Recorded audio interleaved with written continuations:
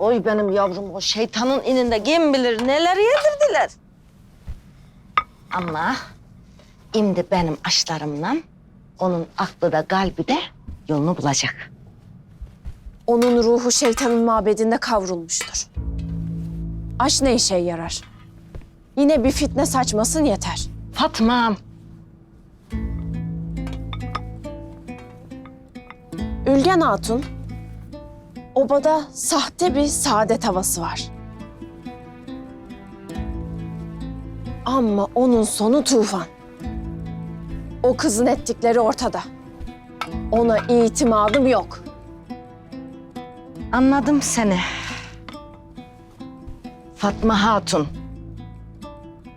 Ama o senin bacın. Bacım mı?